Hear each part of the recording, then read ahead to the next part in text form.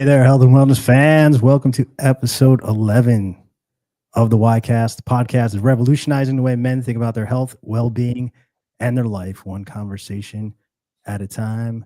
I'm Tony, and we are elated to have my partner and co-founder of Project 𝗬𝗂𝗧, Rob Davidson, back in the studio. I'm back in. Thank you. Yeah, Rob. yeah. You can never leave again. We missed you. The studio was empty. Yes, I know. You And guys I did was a great all job. alone. It was a great show, though. You and Keith did a great job. Yeah, Keith stepped up, man. Yeah, It was yeah, good stuff. Yeah. I think we, got some good feedback. People are, they're starting out. They want to know this information that, you and I and Keith have done for decades. Yeah, without a People are doubt. just starting. So it's definitely useful It information. was great information, actually. It was a good show. Yeah. I enjoyed it. Yeah. I enjoyed watching instead of being on it. Yeah. It was really good. Well, I'm excited about tonight because we're, talking about a very controversial subject. Yeah. Shrouded in, good and bad carbohydrates. Yeah. Friend or foe? Friend or foe. Yeah, I like that. Is it your friend or is it your foe? Yeah, my friend. Well, I guess, we'll find out. Yeah. Because it's going to be different for different people and how they use carbohydrates. That's exactly right. So we'll see. Before we start going, I want to remind people, guys, we've got our products ready to go, launched. This is our hydrating facial cream. You can get this on our website. And if you want it for free, all you have to do is go to our YouTube channel at the 𝗬𝗂𝗧, screenshot it, email it to me, and you'll get a free facial cream. Also, our tightening and firming eye serum. Isn't this great, Rob? I'm going to start bathing in that, actually. At this point. I could tell it's working on you. But no, I've been using the cream. It's great. It's a good Yeah. moisturizer. Definitely tightens the skin. So yeah, I love it. Well, we're not only talking about supplements Yeah. and fitness. We're also talking about taking care of yourself in other areas like skincare and Absolutely. hair care and fashion and all that stuff. Oh, right? we're talking fashion, really? We will be. All We're gonna have to Give me after a some shoot that you're wearing. Okay. But anyway, we have a great guest tonight, Devin Breedon from the Vital RDs. You can find him at 𝗷𝗚𝗏𝗏.com. Registered dietitian, very experienced guy, and I think we're going to learn a lot today. Absolutely, I'm excited about the show. So again, guys, today we're tackling a topic that's pretty controversial on the web. I mean, anywhere you go on social media, anywhere you scroll, you're going to see at some point carbs are bad. Yeah, I mean, how many times? Yeah, absolutely. How many times have we had people ask us, right? Yeah, about the carbohydrates Yeah. and what should I do? No carbs or So yeah, it's going to be an exciting show. And then the diets, not to mention keto, paleo, and Atkins. All these high protein. They're all restricting carbohydrates. We'll find out like where this came from and who should be using it. We'll touch on some historical context with it. But at the end of the day, it's not just about energy, and that's what we're gonna find out today. Absolutely. So I'm gonna introduce Devin Breedon. Hey, Devin. How's it going? Thanks for having me today. Oh, it's great. Hey, Devin. We're honored to have you. Absolutely. You got a great background, and we talked a little bit before the show, so you're gonna have to repeat a lot. But yeah, great having you. If you want to just kind of give a brief background of your just what you do, your services, and your experience would be great. Definitely. So my name's Devin. I am a registered dietitian, and I've been doing this for the greater part of the last decade, 13 years, working in everywhere from the clinical role all the way to leadership in the hospital, kind of helping to make a difference regarding nutrition at every stage of life. So my team, we have a team of dietitians. I run the group itself, but we work with everywhere from children all the way to older adults to kind of help make sense of nutrition, but simplifying it, making sure obviously that people know what to do within the realms of what they're able to do, and kind of seeing through some of the misinformation, obviously people hear on the internet, to help them make sense of how nuanced nutrition can be. I've been honored to help people see significant improvements by just really making things as simple as they can be, whether that's instead adding a certain food to their diet or identifying something that they didn't realize that was essentially could have been healthy for them was not because of certain issues. Yeah. So Yeah. there's a lot of things that happen when we learn about our body, how it works. So I help people kind of make Mhm. sense of that. So it's been pretty rewarding. That's awesome. That's awesome. And I'm glad you're going to simplify it for everybody. That's a great that's what we need though, because there is a lot of misinformation. Social media are out there giving information to people, and they're running with it, and it may not be the right information. So Yeah, I think that's great. Yeah. Before we dive into carbs, Devin, I want to talk about a couple questions for you, because I think it's pretty important for this podcast that we're dealing. We're trying to help men out.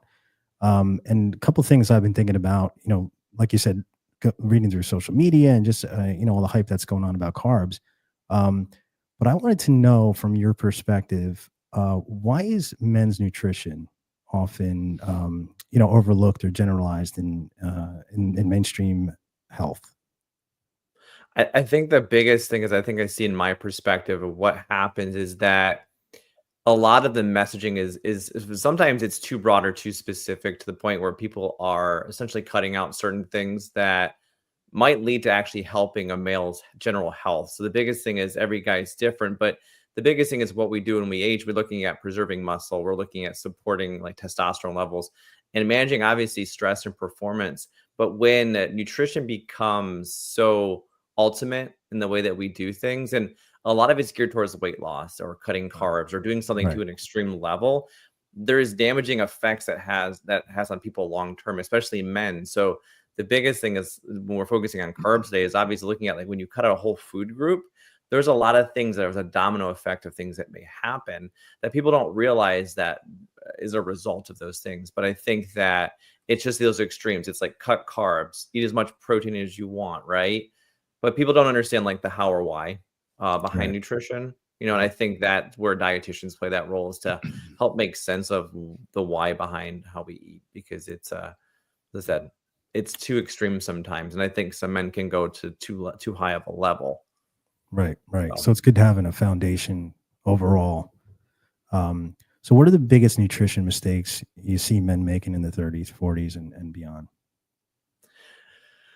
I would say the biggest thing is not understanding the role of carbs. Obviously, we're talking about carbohydrate, but the biggest thing is obviously understanding the food groups and really what provides good health and promotes longevity and health. The biggest thing with nutrition is everything has micro macronutrients, right? We know those macronutrients help kind of give the body energy, right?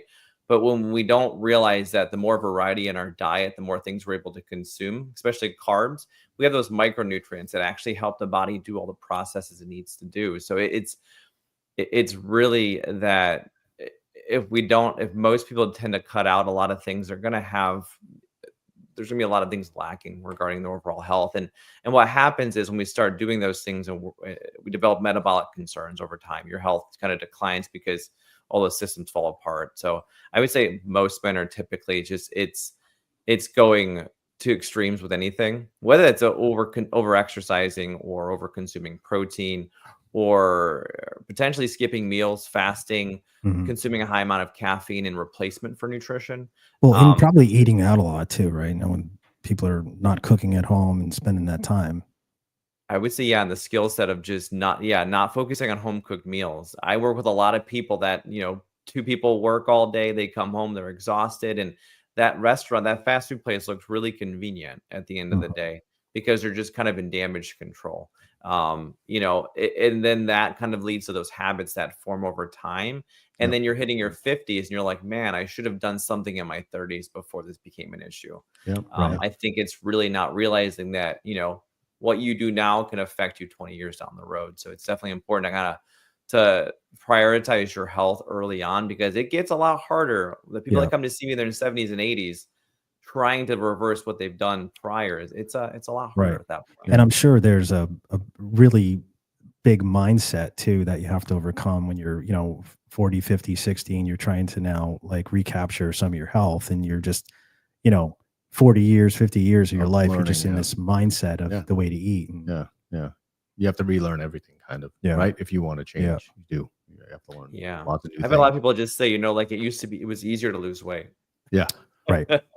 I said everything takes a lot longer. Yeah. When you get older. So Yeah. You know, I'm sure you're going to touch on this later, but you did mention like taking out whole food groups, right?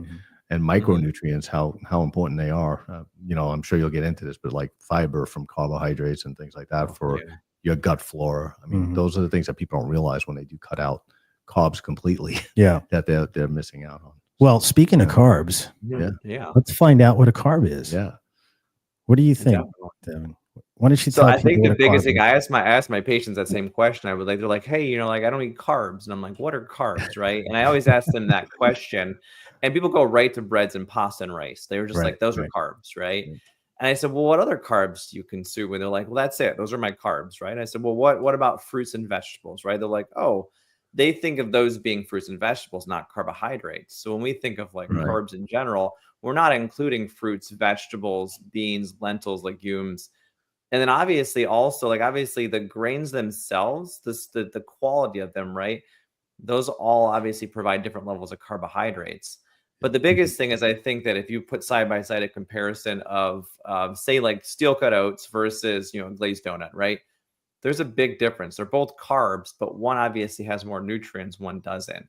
So the biggest thing is knowing that carbs have, you know, there's a quality issue here, right? Because we could consume the same amount of carbs in two different places, but what's in those carbs is a lot different. Right. Yeah, absolutely. That's a good point. And then if you can, because I know there's a lot of people out there that hear, you know, probably growing up or, you know, all over the internet, you know, simple carbs versus complex carbs. Yeah. If you can just kind of touch on that. Yeah. The biggest thing I always tell people, like simple means that they have removed most of the things like fiber and those nutrients, right? The biggest thing is think of simple carbs being like pure sugar, and then a complex carb being potentially a whole grain piece of bread, right? There's a difference. One is highly refined, everything's been removed, and it's very simplistic. Or you have, obviously, you're looking at potentially saying like even the idea of having like a baked potato versus a bag of potato chips, right? One is considered a more complex option. One is a simple carbohydrate where there's not as much nutritional value. So, I mean, it's kind of knowing the difference between those two, but knowing also that sometimes the simple carbs can be a benefit in regards to men if they're doing endurance training. So there's definitely an option of having good sources of sugar or carbohydrates in the body at certain times. But for most people that are sedentary, those simple carbs really don't provide the benefit because we're not using that energy. So it's definitely important, as I said, to kind of know the difference. And I have some people that take simple carbs, say like white rice, and then they add something like beans to it to make it more complex. So there is a way to take something very simplistic and kind of make it more complex. So I tell people that there's definitely a way to do it, because I think white rice and a lot of starches in themselves get a bad rap that as being like something that we shouldn't be consuming, but really it's more about the portion of those things and what you're complementing it with than anything. Right. Yep, that makes sense. As far as like you know, the different types of carbs, they're simple, complex, and I know it's a little more in depth than that, but when a simple carb, where it starts and where it ends, and where a complex carb starts and where it ends, do they end somewhere at the same point? You know, where they're getting absorbed in your body? I think the biggest thing, all carbs will turn eventually into sugar. It just matters the amount of time it takes to get there, right? When you have a simple carbohydrate, the body is readily going to convert that to glucose, and then that's going to enter the bloodstream. But when you take something, say white bread versus whole wheat bread, right, where you have some more fiber, essentially that whole wheat bread slows down that digestive process to where then you release slower amounts of glucose into the bloodstream, causing less of a blood sugar spike. So the biggest thing is really they're going to eventually both become carbs. It's just the process of the digestion is a little bit different. And the amazing thing now is a lot of our complex carbs, because of added fiber, a lot of the sugar is negated because you end up actually bypassing it into the colon and actually getting rid of it without absorbing it at all. So your net carbs are a lot lower. And we have a lot of breads nowadays. You'll see like the idea of no carbs, low carb, carb free type of thing, to where they're adding more fiber to negate pretty much what's in there. That makes people be able to consume a net carb of 0. And I guess also pre-diabetics, right? I'm sure you have them eating more complex carbs because of the slow release rather than, quick release carbohydrates, I would assume. for Yeah, insulin I mean, resistance? I teach most people. I think the average population should be preventive in mindset regarding Yeah, blood sugar control. yeah, I Mhm. think that being that I would say over half of America is pre-diabetic or insulin resistant, yeah, it's definitely probably more advantageous to be more conscious of that balance early on before they develop an issue. But yeah, I think with pre-diabetes, we're looking at stabilizing blood sugar and obviously partnering up things with protein and fat to kind of create a balance. Because one thing you can do too to make something even more complex is adding protein and fat to it. yep, Mm. yep, Yeah. absolutely. So you essentially decrease the blood, the amount that's consumed. Your body slows down digestion. You actually will actually use the energy the correct way. You'll convert things and then pull, and potentially, obviously, when it comes to exercising and activity, you can dictate where it's used, right? Our Right, muscles right. require a lot of sugar. So Wow. the biggest thing is if you're going to eat something and then exercise, you're actually going to start steering the ship of where carbohydrates go. Yeah, So I think I one people like don't that. realize is it's a good source of energy when you need it. So you When can you're direct. working out or you're using it. Yeah. Yeah. So walking, I tell people eat a meal, walk for 10 minutes. Yep. That in itself will lower your blood sugar and lower the burden of glucose in the body. Yeah. Right. So it's Yeah. I'm a big definitely believer in that. important to do those things. Absolutely. Now Yeah, I know that's we great. hear a lot of talking. Can I jump in before you get in? Yeah, Just sure, because I Rob. want to go back to what he You said. don't have to ask. Just cut me off. I usually do, but I'm being nice. It's my first week Yeah, back. So there you go. Anyway. You're on probation. So exactly. Now, did you say half of the population in the U.S. is pre-diabetic? About half, around that? I would say about accurate? half is pre or Wow. is en route to becoming diabetic. So I Wow. mean, Is that just not and crazy? a lot of them don't know they have diabetes. Yeah. Like Yeah. there's a large part of the population. In my experience, when I worked bedside, I would go and I would look at someone's chart, look at their labs, go Right. into their room to go see them, and I'm like, oh hey, how long have you had diabetes? I see on their labs, I see all this biochemical markers that they have diabetes, and they look at me straight in the face like, I don't have diabetes. Wow. Mm. Wow. And I'm like the bearer of bad news that no one has told them that they have diabetes, because guess Right. what? They weren't there for diabetes. Right. So Yeah. the hospitals Wow. tend to not focus on that because that's not why they're there. Yeah. So And it's when you mainly say- type 2 Don't tell any diabetes. hospital Yeah. executives they said that, but that's usually not the focus. If they're not there for that, they're going to refer them back to their primary care. Right. And that's obviously type 2 diabetes where they got Mm-hmm. themselves to the diabetic levels. Right. Right. So, Yeah, So what is- and obviously with type 1, Yeah. there's Yeah. obviously different Very types of different. diabetes. Yeah, So the right. biggest thing is type 1 is more insulin dependent. It could be early onset. Yep. Obviously through childhood genetics. I've seen people that get infections, bee stings that can lead to diabetes Hmm. because wow. it's an autoimmune disorder. Yeah. So Right. the biggest thing is a big immune response in the body can lead to blood sugar concerns. But yeah, type 2 is typically lifestyle induced, partially genetic, but like a lot of it is lifestyle induced. Yeah. So where does hypoglycemia fit in there? Is it hypoglycemia, like low blood sugar? Yeah. Or So does it? there's different. Obviously, like if you have diabetes and you're giving yourself medication that essentially gets rid of blood sugar from the body, you could develop hypoglycemia from that.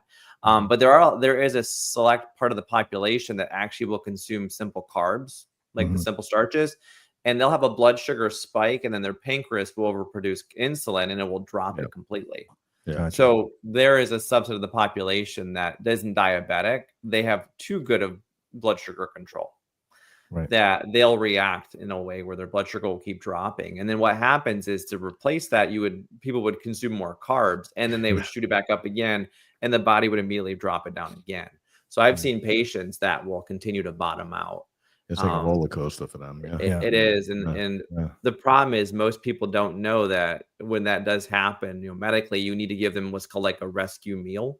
So Mhm. pretty much you'd give them a slow digesting carb meal to kind of maintain that. But most people would just keep giving them like juice. Right. Orange Then juice. eventually they're like, oh, it'll fix itself, but it usually doesn't. Right. Yeah. Oh, yeah. No, what I was going to ask was about, because you see in every supplement, vitamin store, you see like enzymes. Yeah. Right. So, we have all these sugars. And first of all, do our bodies create these enzymes naturally? We're supplementing them, or, what are your thoughts on that?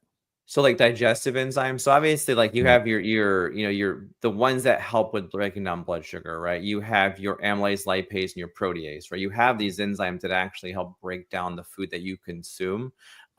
If you have a functioning like liver and pancreas, like you don't have a fatty liver, your diet is really expansive, you have a good amount of fiber, you should naturally produce those things. But obviously, if we end up having those organs kind of suffocated by the diets we consume and body weight increasing, there's a potential chance where those organs won't work the way they're supposed to, so they don't produce the enzymes when they need to. So some people will take things over the counter or medication grade digestive enzymes to help with things. But I think a lot of it, if you're having a digestive issue, it's the goal is to dive into like the root cause, what's actually going on by looking at the foods and the reactions, the symptoms, and kind of really determine it. Is it sugar is the issue, or is it something else? Yeah. Well, I take them because I always have I've noticed males when I eat protein meals, I have no issues with my stomach. But when I start eating carbohydrates, I'm in trouble. So I take these digestive enzymes, and they seem to help. Is it specific carbohydrates so that you can narrow it down to? Or? Yeah, I think it's. I would say based on our discussion tonight, I would say like the complex carbohydrates. Really? Yeah, if I eat bread or something, I'll have to take the digestive enzyme. And if I take it at the right time before I eat, I usually don't have a problem anymore. Right. You know, I've been taking them for forever. Yeah, absolutely. Yeah, I think the biggest thing with those is if we go up on complexity, like we increase our fiber intake, which is super important, your body has to gradually adapt to that too. Right. And also the biggest thing is when you increase fiber intake, especially obviously more carb-based things that have fiber, your water intake has to go up with it. Right. So the biggest thing is fiber pulls more fluid into the colon because it ferments. Yep. So the biggest thing is making sure that you're decreasing that fermentation by helping that kind of ease and give your body more fluid. Yeah. So that makes a lot of sense. Yeah. Yeah. So it's definitely, it's people have a lot of bloating and gas with a lot of things, but also like there's a lot of gluten intolerance or gluten sensitivity that people have developed over time. Yeah. We're not sure why, if it's just the type of bread we have here versus other countries. But people tend to be more intolerant to those things. It's funny you said other countries because I travel a lot to Europe, Devin, and when I'm there, I can have pasta, I can have breads, and I don't feel really any issues with it. Right? It's like it's great. I'm gonna move. If I eat the same way here, it definitely I notice a difference. I definitely notice the bloating or some issues. So it's interesting. I think we have more maybe processed foods here too, though, some of the breads and stuff. The gluten here, the biggest thing with that is the type of gluten's different between like European countries and here. The big thing here is obviously things that are made with bulgur wheat, which is the type of wheat you would get in like Italy or European countries. There are products here, but a lot of ours are not bulgur wheat. So they're definitely different forms of it. So I always tell people too, the biggest connection when you're traveling is you're moving more too. The best thing for digestion is movement. So the biggest thing to always tell people, sometimes it may be that you're on vacation. So it is sometimes that I know it's been very focused on the internet lately, but it might be that you're less stressed, you're moving more, right? Because you're not working. So you're not behind the desk. You know, but it could be the food. I'm saying there's a percentage that is people are more sensitive to when they go to different places. Yeah, absolutely. Definitely. Hey, by the way, people in the chat, if you have a question for Devin, ask it now because he may not want to come back after he talks to Rob. Yeah, exactly. No, Devin, one other thing I wanted to, I'm trying to think of all this terminology that, everyday people on social media are saying, and I hear all the time, like growing up, and I've been in the gym and from friends, they, everyone's talking about glycogen.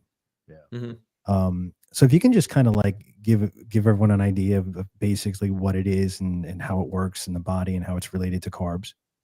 Definitely. So the amazing thing about the body and how it works is that your body already has sugar available, right? So one thing that our body naturally does is our liver holds onto sugar. So when you consume a diet that has a bit more carbohydrates, your body essentially stores that energy for when it needs it. So when you're fasted, you tend to pull that energy from your liver in the form of glycogen. So when people are looking at cutting back on obviously calories, looking to lose weight, they can essentially use the energy their body already has stored. But the biggest problem with that is once your glycogen stores are gone, you're then going to be using muscle for energy. So the biggest thing is to be aware of it. It's hard to know how much glycogen you have. There's no gas tank here. But the biggest thing is obviously fatigued, muscle weakness, obviously a lack of recovery. Those are signs that obviously that you're potentially pushing yourself beyond your fasted state to where you're burning through muscle. So your body naturally has glycogen. So it's one of those things that you definitely can replenish it by having good complex carbs, whole wheats, you know, fruits and vegetables that will actually slowly release glycogen so you can use it later on. Right. So it's definitely, good question. Because I said you can definitely have enough energy in your body. Because I exercise in the morning, fasted, and I've got plenty of stored energy from the night before from dinner. Yeah. So there's definitely enough energy to do those things. Yeah. So let's say you don't, just devil's advocate here. Let's say you're not taking in any carbs, right? Where do you get that extra energy from? Obviously, you'd get it from fat if you were in a ketosis state. Am I correct about that? Yeah, what you're going to do is you're going to burn. So you'll burn through ketones, right? You'll get to the point where your body will produce ketone bodies to help produce energy, but you're going to have the same byproduct because your muscles are going to break down too. You'll lose fat and muscle at the same kind of rate. Yeah. And then that's where the weight loss comes, and you're converting that into energy. Now, what you can do when that time comes, you can drink the ketone-based drinks and things like that when you are fasted. So you're not taking all the gas out of the tank at that point. So there's definitely ways to do it. I think if people are looking at cutting back on calories and doing lower carb, which I think that is helpful for some people, depending on where they're at in their stage of life, you can definitely get that energy from other sources, obviously ketone-based drinks. But I know most people tend to not be able to follow the keto stuff too long just because they lose the joy of eating at that point because they're not getting as much variety in their diet. Right. Yeah. Well, I had a question. We had a question. Yeah. Did you see it? Yeah, I see it. Oh. It's still on the right side. Can you read it? Because I can't see it. Yeah, it says, I'm a diabetic, but I love bread. What is the safest bread for him to eat? It's called no bread. Well, no, I think Devin mentioned one of the types. It was a joke, Rob. Yeah, I think that there are a lot of breads nowadays that have less carbs. The one thing you want to look at, obviously, it's like bios to books. The biggest thing is to obviously look for things that have higher amounts of fiber in them. So the biggest thing to go to is if you see the carbohydrates on the back of the label and you see 5+ grams of fiber, it's probably going to help kind of slow down the release of blood sugar as a good starting point. And then what you can do too is then find products that have resistant starch in them. So if you see on the label, it says resistant starch is the first ingredient. What happens is they have cooked down the wheat, the starch from the bread. And then what they've done is they've remade it into bread at that point in a refined way to where it doesn't actually absorb in the body. Right. So is that like inulin? Yeah. So yeah, you'll see inulin used a lot. So inulin is an indigestible fiber. It's found in a lot of things like chicory root in the stalks of broccoli. The one thing I would say with inulin, because it is insoluble, if you have IBS or any gut issues, it causes more gas. So the biggest thing is a lot of these low carb or no carb breads can cause severe IBS concerns if you have IBS. But one thing you can do is you can actually take any type of bread, put it in the freezer and toast it. What that essentially does, it will make it a resistant starch. Even with white bread, you'll see less of a blood sugar response. But obviously, the goal is to see how you react because everybody's different with diabetes. I think it slows the release, right? I guess. Wait, say that again, Devin. Tell everyone, because essentially, when you freeze bread, you take that starch and you deactivate it. Gotcha. And then when you toast it, you're kind of quickly cooking it and you're converting it to become a resistant starch, and then it doesn't absorb as much in the body. So there's definitely ways to use science to your benefit. And the same thing goes with cooking, chilling, and reheating rice. Same idea is that you can essentially make it. Anything starch based would do that as well. I tell people like fruits and things like that. That doesn't work like that. But the biggest thing is anything starch driven can be that. But nowadays there's a lot of breads with no carbs at all because of that negative carb balance. I've seen that. But there's different ways to do it. I think the biggest thing is partnering up your starch with protein and fat is going to be the best way to go for diabetes. I use your meatballs for my pasta. You know, Tony makes a mean meatball, so it's good. Now, Devin, what you mentioned before about when you're in that ketosis state, I'm trying to remember what you said, and then you're I guess in your catabolic state and you start burning muscle as well. Does a higher intake of protein offset that, or are you just kind of stuck in that state? Like in ketosis itself, sometimes too much protein can push you out of ketosis. Okay. So the biggest thing is I tell most people, like, you want to maintain a certain level of protein. It's usually like a low, moderate amount of protein in your diet. And it's mostly high fat because you're using fat as the first source of energy. but too much protein can push you out of ketosis. Okay. So really, when you're doing keto-based dieting in general, your focus is more weight loss than muscle gain. Right. So really, the focus is cutting down on weight. But yeah, I would say protein can kind of push you out of it, because most people don't realize they're not in ketosis when they're doing keto eating, Right? Because they're not doing the strips, they're not testing their urine and all that stuff that has to come as part of that. Right. They're just assuming that they're in ketosis. Yeah. Right. But you typically, I think that on that you're cutting down under 50 grams of total carbs per day, if not less. Yeah. At Yeah. that point. Well, I guess when you're, because I've done low carb diets too, and I guess when you're, you're in maybe 2 weeks in, and you're still seeing some weight loss, and you're in that trend, and you don't even know you're in ketosis. You may not be, but you're seeing results, so you don't even care to look. Yeah, So, it's I've had some friends that were on it, and they were losing hair as part of it, because they were essentially cutting out food groups that helped their hair kind of become replenished. And hormone levels too. I had a nurse friend that she was like, "Oh, I'm doing keto and she's losing weight." I'm like, "Yeah, like she's getting her goal met, but her hair was thinning." Yeah. And I kind of pulled her to the side and I was like, "Are you taking a multivitamin at least while you're doing this?" And she was like, "No." I said, "Well, I'm just noticing your hair's thinning out." So there's definitely like some signs, and we as dietitians do nutrition physical assessments is what we do. So we can see physically on the body what's causing it, that there's a deficiency. So it's an interesting thing. That makes sense. Yeah. Yeah. So let's go into some of the benefits to your body for carbs. Like, let's talk energy production. Definitely. Less. So I said, like, you'll hear on the internet and people will say, like, carbs are the main source of energy, right? They are what drives the ship of what your body does, right? Your brain, your muscles, those need glucose to pretty much carry everything into the cells to help them grow and work. So people that run really low carb may have more brain fog, or obviously have a lack of recovery from exercising because it's running too low. So the biggest thing is realizing that, having those alongside protein intake with your meals helps kind of make sure that everything is replenished and where it needs to be. But carbs are that pure source. So when you're going to do anything strenuous, physical, using your muscles, carbs are going to be the best thing for you at that point, right? Yeah. We think of protein for recovery, but the biggest thing is you need glucose to get the muscles to actually react the way they're supposed to work. Yeah. I think he just diagnosed you. Eat more carbs, brain fog. You got it. You're done. Yeah. See? No, I have noticed that. Yeah. I try to high protein, low carb diet right now. And I'll do a lot of carb cycling where, some days I'll try to stay under 50, but I do notice those days when I'm low. That's my point. I've noticed it every day. Is it every day? The one thing carbs do is they spare the protein so your muscles don't shrink too much.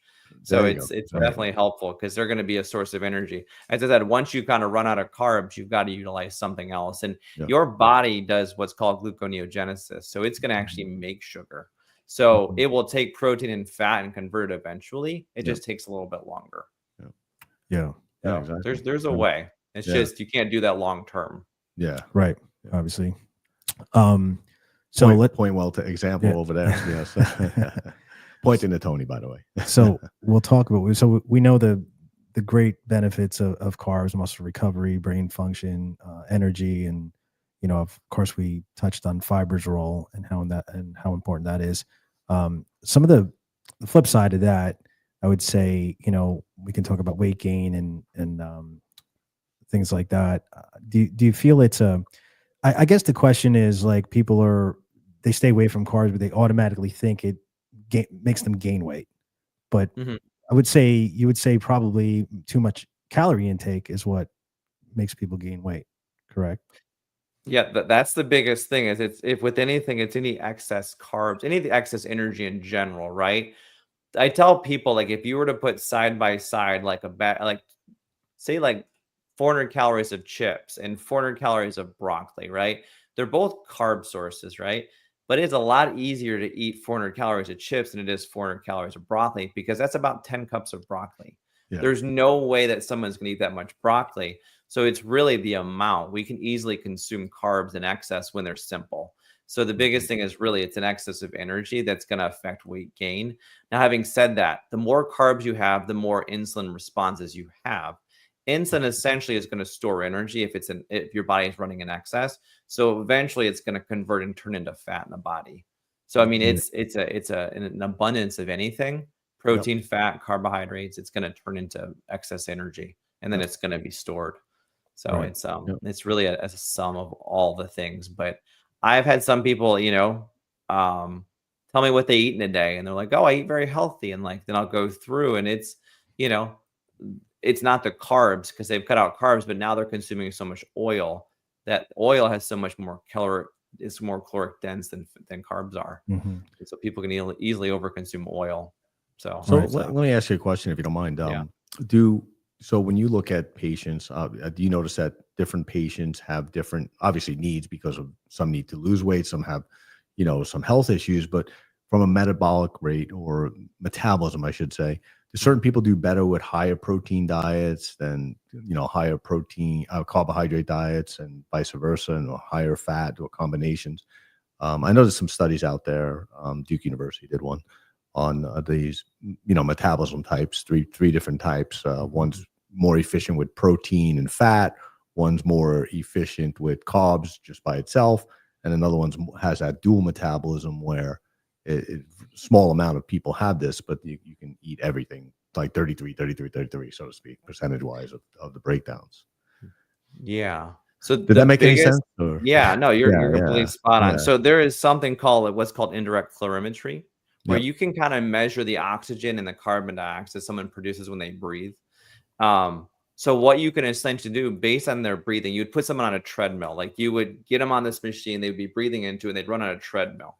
They would do something endurance, and they would measure what the body is burning as the source of energy during that activity. So you see it? Is it fat they're burning? Is it muscle? Is it protein, or is it carb? Like there is something called a respiratory quotient.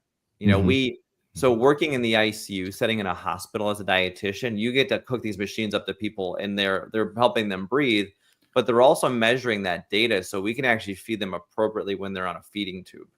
So there is so much science around carbs, because sometimes too much carb actually will make your body produce more CO2.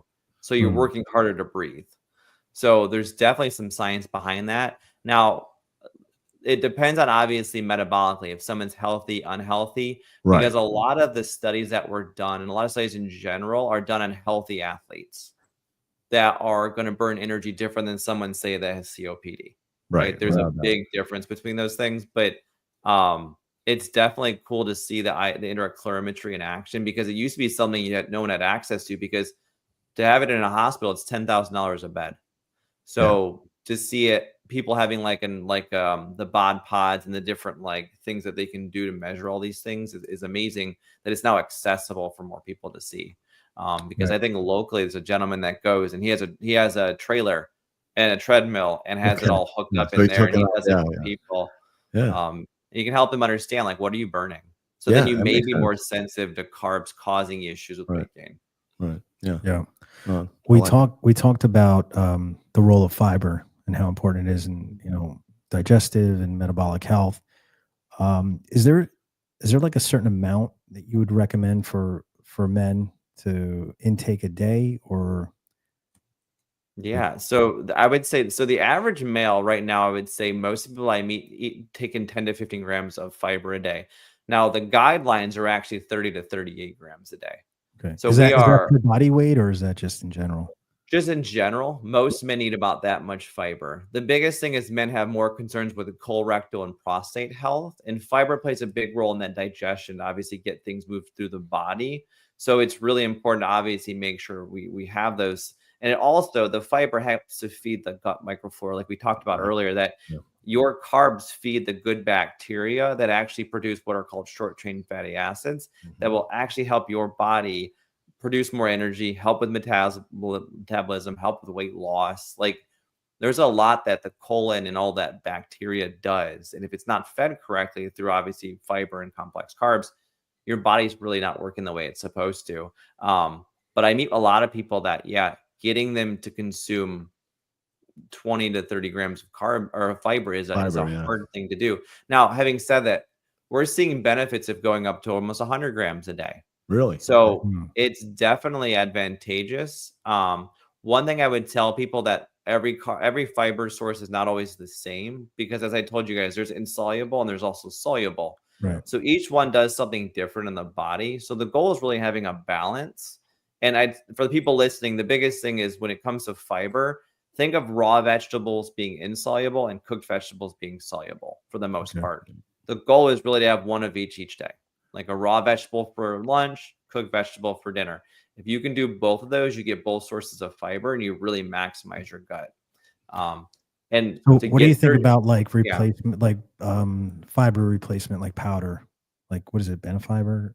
Benefibers, Metamucil, psyllium. There's a product called Sun Fiber that is a little bit more better for people with IBS. That's also a good option. So what those are typically, those mostly are soluble fibers. So they're easy to digest. They don't cause a lot of gas. So they're a great option to add to people's diets. If you go through and you're like, I don't eat 3 to 5 servings of fruits and vegetables a day, you probably would benefit from having a fiber supplement in your diet. Okay. Just because you're not getting enough. And also if you're cutting out carbs, say you're cutting out bread, which is a good source of fiber, you're probably going to be wanting to add something to it. But one thing I would say is obviously gradually increase intake of those things, because if you weren't eating fiber before and you're going, 3 servings of Metamucil a day, you might get constipated more than become more regular. Yeah. Right. So there's a changes the gut. Yeah. Absolutely. Yeah. And your body's going to react. But I think those supplements are great for people that, potentially just don't eat enough food. But my goal always with most people is saying, hey, can we get it into your diet? Can we add a smoothie a day with some spinach and flaxseed, something to really give you some fiber? So we try to find ways to do that with food as much as we can. Yeah, makes sense. Well, I think you mentioned, carb compatibility earlier. And I think, and we talked a bit about this on our Health Minute. Yes, we did. We're doing a Health Minute now, so check that out, guys. Yeah. But basically everybody's physiology, I guess, would be different. So, we'd have to find like what carbs work for us. You talked about athletes, you talked about like sedentary people, as far as like activity level, metabolic health, individual tolerances and dietary needs and preferences. I would assume you'd have to, kind of just experiment with different carbs. Also timing of when you eat your carbs, right? I mean, I think that's a big deal. For me, I try to load my carbs earlier in the morning or, towards the afternoon, and then I stop after a while. It's a good thing to do. I always tell people front loading. If you're going to be more active during your day, front loading your carbs is a good option because you're going to utilize that energy a little bit better. Right. Now, obviously, we go to bed at night and, we eat, a big pasta dish and we're going to go to bed. We're not really essentially using those carbs for any good energy. We're just going to sleep. Right. Exactly. So it's definitely beneficial. Well, let me ask you on that, because that's confusing for me. Yeah. So if pasta, so we would consider pasta complex carb, correct? Am I on the right track? If you do whole wheat pasta. You do whole wheat. But if you ask an Italian to eat whole wheat pasta, they'll tell you to leave. Never. Okay, so let's say we eat whole wheat pasta before we go to bed. Those carbs are being stored as glycogen. So would that be bad since you're not going to be using it, or? It would be like the totality, right? I tell people the typical serving of pasta is typically what would fit into your hand. So the biggest thing is really the amount, right? If you're eating beyond a handful, most people, they're covering a plate of noodles. So the biggest thing is just knowing that if you're eating in excess of carbohydrates, like you're going to store the energy. But if you're already running on a pretty good carb day, adding more at the end of the day is probably not the most advantageous, unless you're going to get up in the early morning hours and do really intense exercise that you would need energy like that. So I think it does matter. Timing does matter, and like really when you're going to exercise. Yeah, exactly. Well, eat earlier if you know you're going to have a nice pasta meal. First of all, you're never going to eat the whole wheat pasta anyway. No, look, the reason I'm asking it, because I've seen on social media, like people are saying, don't eat carbs before you go to bed. And then I see, other things. And I'm curious when you mentioned that about going to bed is, if you're eating a carb that's being stored, I mean, does it even matter? Right. But I would just tell people focus on a whole grain at night if you're going to do something like that. Right. Like if you are truly hungry, right? It's doing like, I would tell people like obviously like a whole wheat piece of bread or toast with some peanut butter is not really high protein, but obviously like a PB2 mixed with water type of thing to have a snack if you're really hungry. I think a lot of people need to eat based on what their body's telling them to. Like if you're hungry, eat something, but also like if it's time for bed, go to bed. right? Right. Try to make Right. that decision of like, is this really necessary? That's important. But yeah, I think it's interesting. I think it just depends on your activity level. But if you Yeah. know, like the next Exactly. morning Exactly. you're gonna chill and do nothing, it's probably not gonna help because you're not gonna use that much sugar the next day if you're not very active. Going to the beach doesn't count, Tony. Right. In the morning, Right. you know. Carb And load before the beach, right? yeah, Yeah. that's what I do. You gotta run on the beach. If you're gonna go You gotta run the run. beach, yeah, Yeah. Different, right? Yeah. that'll be Exactly. perfect. Exactly. So how should men think about carbs differently if they're, looking to lose weight versus build muscle? And, that seeing as Keith and I, we discussed like, you're just starting your fitness journey and getting into the gym. For someone who is new to all of this diet and exercise, what would you suggest on that question when they're just, trying to figure out, okay, I'm going to start working out. I got to do something with my nutrition. Want to lose some weight, but I want to build some muscle. What would your advice be on that as far as carbs go? So I think the biggest thing that I tell most people, even like people that are like borderline athletes, is that you don't need a carb load if you're not going beyond an hour of intense exercising. Hmm. Essentially, you have enough storage of energy and glycogen to be able to carry yourself through an exercise. But if you are going beyond an hour, you're pushing yourself beyond the limits of an hour, then I would always tell people that obviously something that's more complex, like 2 hours before, would help you carry through if you feel like you can do a longer workout, or Right. making sure that you have carbs with some protein after you exercise to kind of replace what you've Restore. lost. Yeah. Yeah. So it's really that timing. But I think the focus for most people on here would be that looking at the quality of your carbs are more important than obviously looking at carbs in general. Right. Obviously, focusing on fruits and vegetables being the first option, and then whole grains is the final piece of that. Would obviously do things. I think, but that if that's the mindset and having that in all the meals, then your body will do what it needs to do. Yeah. Yeah. So I think it just depends on obviously workload, but Right. yeah, it's really based on that. But if you're starting out early, there's no need to like carb load if you're going to be working your way up to a more intensive exercise. Yeah. I think it's more beneficial to if you're working out early, to work out on a fasted, stomach. I don't know. Yeah, For me, I do. body. It works for me. I do too. I feel better. You have enough storage, as Devin said. You have enough stored energy to get through an hour, no question. The other topic reminds me of we talked about a few shows back is testosterone. Yeah. Right. Because that's real popular and it's kind of trending right now with peptides and carbs and everything. How does diet affect testosterone levels when let's say people or guys are on like a low carb or low fat diet? The biggest thing is a lot of these things, especially when we talk about like the cellular level and things carrying things into the cells, is the biggest thing is testosterone is not going to be, the body's not going to readily produce it because there's not enough sugar to feed those processes. So the biggest thing is after a while going so low carb, your body starts suppressing that testosterone. And a lot of people would think that, if I eat more meat, right? If I eat more protein, my body will make testosterone. But there's a lot of science to support that obviously it's more carbs that are going to help you than anything. And mostly vegetables and them in themselves are going to help with testosterone production. So after a while, the body tends to not produce it the way it is because it's suppressing that production. The one thing I would say is a lot of men, when they end up going low carb, they also go low fat. It's kind of like a side by side because they're thinking I'll just cut all the really calorically dense things out. Yeah. And what happens is, as you guys know, the biggest thing is fat turns into cholesterol. Typically, cholesterol then turns into your hormones. Oh, yeah. So you do need to make sure that you have those things in your body and they're working the way they're supposed to. Right. So really, it's making sure you still have a moderate amount of whole food based carbs to help produce testosterone. Obviously, eating donuts is not going to help your testosterone levels because it's more simplistic and it's not. Damn it! It will move. It helps your mood temporarily. Right. Yeah. Exactly. Right. Unless they're putting something inside of those donuts, it probably won't. Yeah. Exactly. Broccoli sauce. Exactly. Yeah. So, as far as adapting to carb intake, what would you say a realistic balance plate look like for a man? Based on what we've discussed. So with earlier, as I said, like obviously the goal is to balance out carbohydrates with obviously other sources of food. And our big focus with most people I work with is that we're looking at non-starchy vegetables. So we're looking at obviously leafy greens, beans, nuts, seeds, lentils, things that are more non-starchy being a good chunk, about half of what you eat.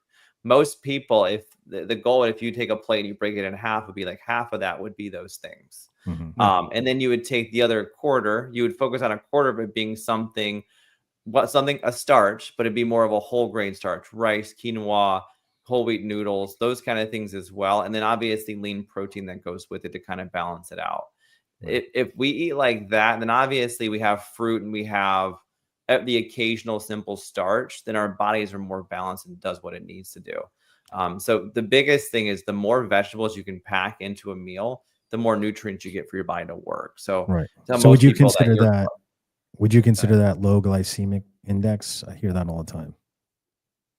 Pretty much. So the biggest thing is when you add more fiber and more nutrients to your meal, you're typically taking that glycemic index down. So you're not having much of a reaction to blood sugar spiking. Because it's kind of stabilizing as much as it can. So, and then obviously you top everything off with, or put some oil into that meal too, then you really slow that release of sugar down. So, but it's keeping it very simple. And I tell people like that also goes for like breakfast. You can pack on a lot of good heavy vegetables in breakfast. I always tell people like eggs are a good go-to, throwing vegetables in your eggs, kind of doing things like that. You're able to really up your game of more fiber, more nutrients, more magnesium, which we need a lot of as we get older. And obviously to help with body processes, we need magnesium. So a lot of those vegetables help give magnesium, which can help with digestion, mental health, clarity, helps lower blood pressure. So there's a lot of benefits. And then they're non-starchy, so they don't raise your blood sugar. Right.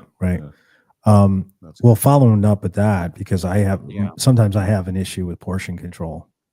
So how does that fit in? Because I know I've been down that road where, I've got a plate, 2-3 plates full of vegetables, I'm good. But I'm sure portion, has some type of effect on what you're eating, even if it's good. Definitely. I tell people like, I tell people like use your hand, like use your body as a tool to measure like what you really need. My biggest thing is I focus on what's like a baseball method for food. So the biggest thing is if you look at your meal, you want about 2 baseballs worth of non-starchy vegetables, about 1 baseball's worth of something that maybe more starchy or more of a whole grain, like more of a pasta, rice, those kind of starches.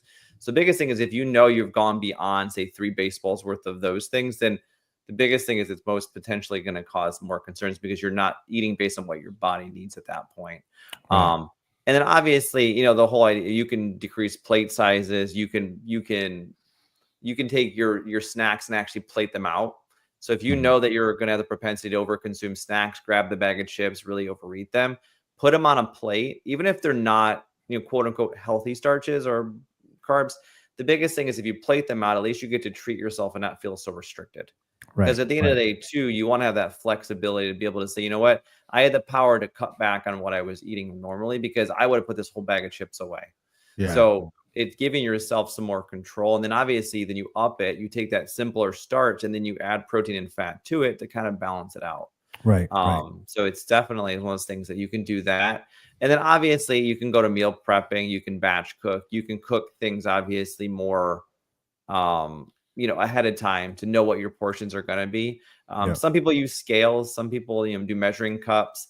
I think if you use your hand and a small plate as a measuring tool, you'll be able to balance it out pretty well. And I think that's easier for people. That's less complex for people. People don't want to start weighing things and scaling things out. And that was going to be my question. The next question was, how can busy men, right?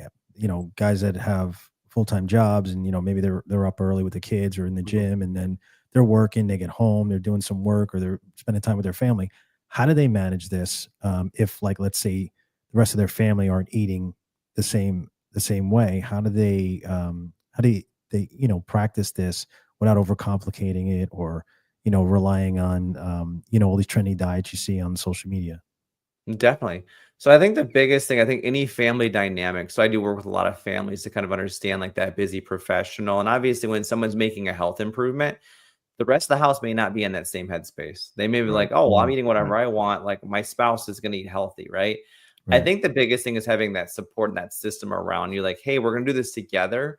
I think because it's hard to motivate yourself to cook separate from everybody else. But one thing I think you can do is obviously, as I said, like you can batch prep, you can do more planning.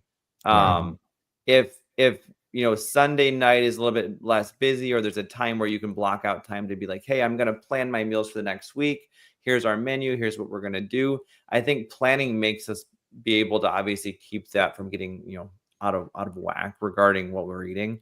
But the biggest thing, I think, if you can get your whole family on board to be on the same page of your health journey, because that will help everybody stay accountable too. And as I said, batch cooking, kind of doing things ahead of time will help you prevent it, but also keeping things simple. The one thing I tell most people that if it takes more than 10 minutes to put a meal together, it's probably requiring too much energy. Because if you're, right? Yeah. Pardon? Well, I love to cook. You're cooking them, yeah. So, and he said 3 baseballs, not 3 softballs. Just want to put that out there, yeah. No, if you have the basketballs. time, right? But for that busy professional, I think that if they're going down the road and they're like, McDonald's sounds great because it's been a busy day, right. but they're like, hey, I had a plan. I could cook these 3 things, or I had these 3 things ready, prepared for my busy day, right? It's really thinking ahead. But yeah, if you have an hour to do prep, I used to be a prep cook. I love preparing food. It takes hours to do all that stuff. If you have the time, right, take advantage of that therapy that comes with preparing your meals to obviously appreciate it. But yeah, if you're taxed for time, keep it very simple. My go-to is like steamed vegetables, throwing them in the microwave. Like honestly, just getting that there. My biggest thing is I like whole raw cooked rice. I like it because it's a little bit more whole grain. But the biggest thing is getting a rice cooker or prepping your rice, and then obviously taking a sheet pan and cooking your protein out ahead of time. Yeah. Right. So keeping it very, very simple. And then throwing different types of protein. You could throw a piece of salmon, a piece of chicken, like really get a nice balance of everything, so you're not feeling it's just chicken all the time. That's what I do. But really, I think that allows you to have it kind of pre-prepared. Or have a go-to, like, a hazard meal, like something is going to meet that need of your health, but require the least amount of thinking. So not pizza. Got it. Okay.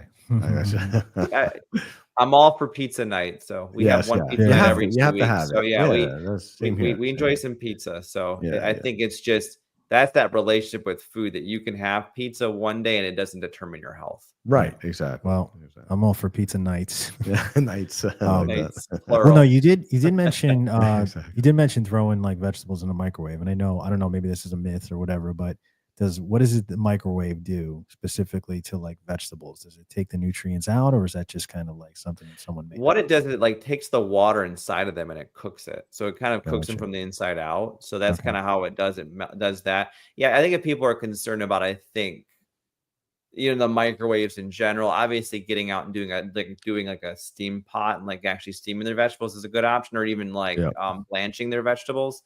Really taking water, letting it boil for 10 minutes, and then putting in like a vegetable for about 1 to 2 minutes to kind of blanch cook gives you kind of an al dente vegetable. So, I think it's just really in how you prepare your food. But there's different ways to do it.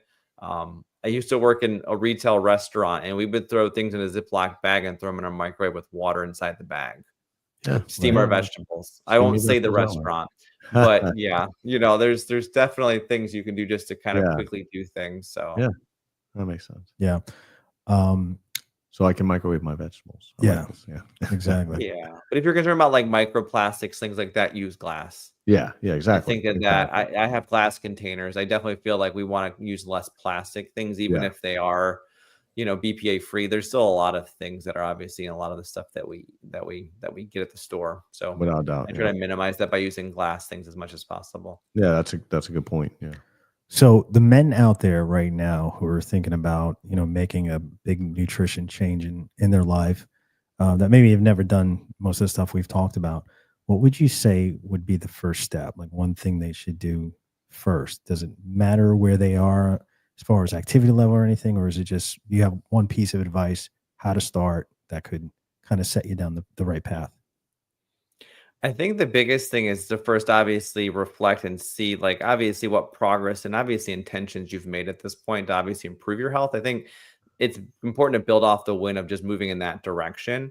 And then what I would say is find one small change you can make a week towards that goal of improving your health, because the biggest thing is if we go so aggressive with everything, it tends to fail.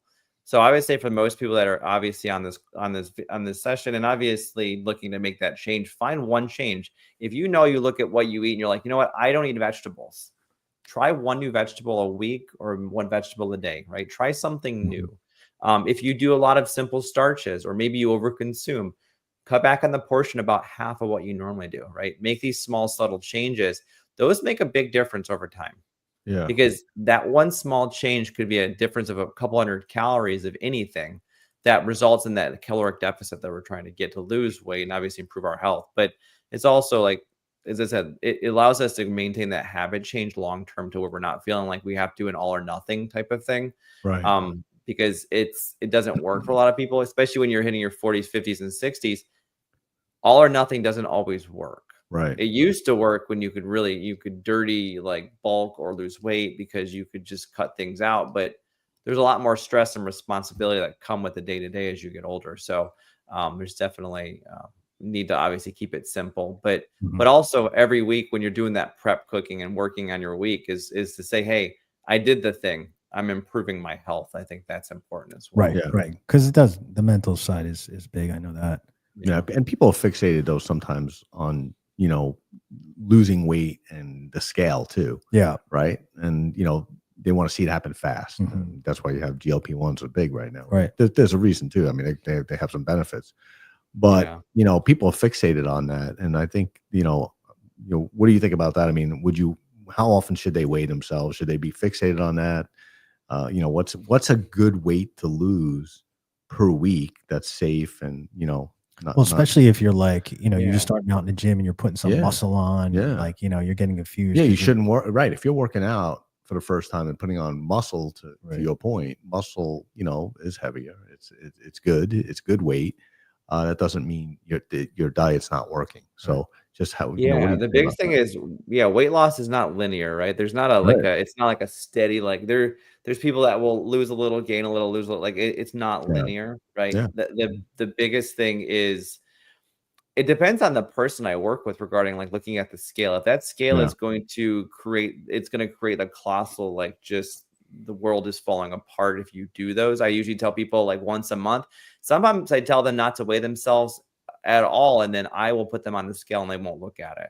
Yeah. So I'll have the number, but they won't, and I will just give them compliments of all the things they're trying to do and improve their health. Right. So I think it depends on the mental side of the weight, because our weight can fluctuate a few pounds every day, right? Exactly. Depending on fluid shifts. So I have some people come in like, hey, I think healthily, like 1 to 2 pounds a week is a good measure for a lot of people. If you have a little bit higher of a BMI, it could be more than that just because there's more weight to lose. But I would say like if you're focusing on like a good caloric deficit of, I'd say about 3,500 calories a week cut from what you typically consume, 1 to 2 pounds is feasible. Yeah. That obviously utilizing energy. You've obviously got to get up and move 30 to 40 minutes a day and burning 200 to 300 calories. Yeah. Exactly. I mean, it's there's definitely the a numbers game. There's the water content too. Yeah, that's what Devin mentioned. Yeah, because it fluctuates. And your muscles right? hold fluid. It's as I said, like you're going to increase, your body's going to pull in more fluid to maintain muscle mass. So when you're putting on muscle, it's going to get heavier. Yeah. So there's definitely that. But I would say look at non-scale based things when it comes to that. If it is a big concern looking at that number, like I said, if you're like, I eat one more vegetable a week, I'm more regular. Like if there's anything that is not weight based that keeps you motivated and pushing forward, those are the things to focus on too. It's the tortoise and the hare, right? Slow and steady wins, right? Exactly. It's all those 1%. Yeah. Without a doubt. Those matter a lot. Yeah. Well, we are at the favorite part of the show for me, which is debunking the myths. Yeah. We're gonna do it. All right. So this is the rapid fire round, Devin. We don't do this all the time, but that's right. We're gonna ask some redundant questions here that we talked about a lot, but we want to fly through these. If you can give like 4, 5, 6 word answer or something really quick for people out there to, get in front and get on the level what they're used to. So number 1, all carbs are bad for you. It depends on the type of carb, if it's bad for you. Okay. So we know between whole carbs, unprocessed carbohydrates, refined, processed ones that we mentioned.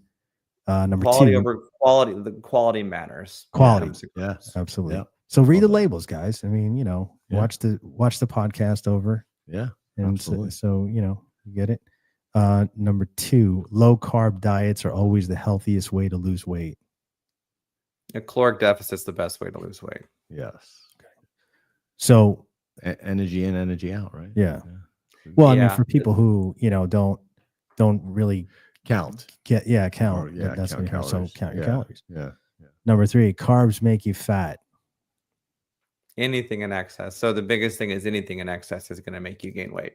Right. So carbs, fat, protein, anything you overconsume is going to turn into fat eventually. Fruit is bad. Number 4, fruit is bad because it contains sugar. You know, and I hear this a lot, by the way. A lot Yeah. of people on social media are saying, don't eat the fruit. Mhm. Everyone, you know, take your vitamins instead. And it's crazy stuff. I mean, you know, but God, I'm sorry, Deb. The one thing with fruit, you know, with fruit, you have the fiber and you have the nutrients, those micronutrients, right? So it's a whole donut versus an apple mindset. They're both containing sugar and carbohydrates. It's just the nutrients make the difference. So it's the biggest thing is you can overconsume fruit. I mean, the biggest thing is knowing a handful is a serving. So once you go beyond a handful, you are going beyond what you need in a sitting. And different fruits too. I mean, there's definitely there's certain fruits that are, you know, a little better for you, more fibrous than others. So, Anything that has a seed that you consume, berries typically have more fiber and they're less glycemic. So if you are more concerned about the type of things, and then apples also are very soluble. They have a lot of soluble fiber, so they're less to release that sugar. But also the size. If we go through baseball to softball size of fruit, you've got to realize a softball is 2 servings of fruit. Right. So just be aware that our fruits have gotten a lot larger lately. Portion control. Yeah. For sure. And if you guys, the sumo oranges, if you ever get sumo oranges, there's about 7 grams of fiber in a sumo orange. Really? So so people get like the cuties because that seems to be very popular because they're small and they're convenient. But the sumo oranges have 7 grams of fiber and more vitamin C in them. So I mean, there's definitely, as I said, sometimes the type of those matter regarding the content of their nutrients. Right. Number 5, you should completely eliminate carbs. Only if you want to be miserable. Or have brain fog like you. I mean, you know, it just depends. Exactly. Yeah, like we talked about, removing a whole food group is going to result in more concerns. Right. Yes. Right. Yes, without a doubt. Number 6, eating carbs at night leads to weight gain. Oh, there we go. There's always a potential, as I said, right? If it's a higher amount and you don't need them, that leads to an excess of calories and obviously an excess storage of energy. So it's kind of like it's yes and no for that myth. I think it's partially true that it may cause concern. Depends what time you eat it too. Is it an hour before bed or is it, you know, 5 hours? Like, are you eating pasta in bed? It's, you know, you're watching TV, right? Pizza maybe in college, but you know that's right. Yeah. So I think it's timing and obviously how the day went around it, right? How many calories you consumed before it, right? Or was it part of something else, right? Was there alcohol involved, right? You drank alcohol and then you ate carbs as a result of it, right? Because then those carbs aren't digesting as quick as they should be. They're kind of really waiting to go, and then you have this big spike in the middle of the night. Yeah. Number 7, white bread and pasta are nutritionally equivalent to whole grains. I feel like nowadays they're getting closer, but now I would say, like, when you strip obviously the entire germ of what those things are, you're not getting the same amount of fiber and B vitamins you'd get from whole grains. Number 8, athletes should only eat protein. You're going to need carbs as a source of energy. Otherwise, your muscles aren't going to work. Yeah, muscle. Yeah. Number 9, you need to drastically cut carbs to lose body fat. Nope. It's about, as I said, it's about the quality of it, and obviously timing is going to make a difference. How much are you eating of it too? Right. You might have to cut some carbs, but not all. Yeah, you definitely, as I said, if you know that you're over consuming carbohydrates and it's being all of your diet is consisting of, right? If you do lack protein, the biggest thing is look at your protein to carb ratio. You definitely want an increasing amount of protein in your diet when you start cutting back on carbs because you still need that energy source. Right. And drum roll, number 10, all carbohydrates have the same effect on blood sugar. They're all different depending on the nutrients, the fibers, and obviously what you partner with. So they'll all have different effects on blood sugar control. Right. Well, there you have it, folks. Carbohydrates are not your foe. They could be. Yeah. If you're like anything can be, right? Yeah. Vital source of energy, crucial for brain function, muscle recovery, and overall health, we learned tonight. Yeah, absolutely. Very educational, Devin. Thank you so much for joining us. A lot of takeaways tonight. I certainly learned a lot because I'm fluctuating with how I eat and how I work out and my transformation. This is all important information. Yeah, I'm dumping my cuties and getting some sumo oranges. I mean, that went out right away. There you go. Yeah. Fun fact for the day. Yeah, there you go. Exactly. Devin, tell people where they can find you and how they get in touch with you. Yeah, so people can connect with me at 𝗘𝗣𝗜𝗏𝗏.com. So that's my website to work with me as a dietitian. And then they can follow me at the same name, the Vital RD on Instagram.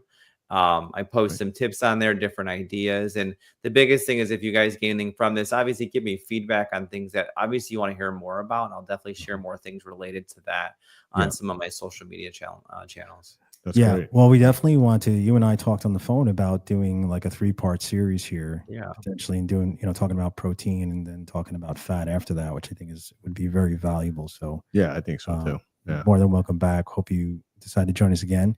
And thanks for tuning in, guys. We hope the episode shed some light on the controversy with carbohydrates. Right, friend or foe. If you enjoyed this episode, hit the subscribe and like button. Share it with a friend, and don't forget to drop your questions or relationship experience in the comments below with food and carbohydrates. We'd love to hear it.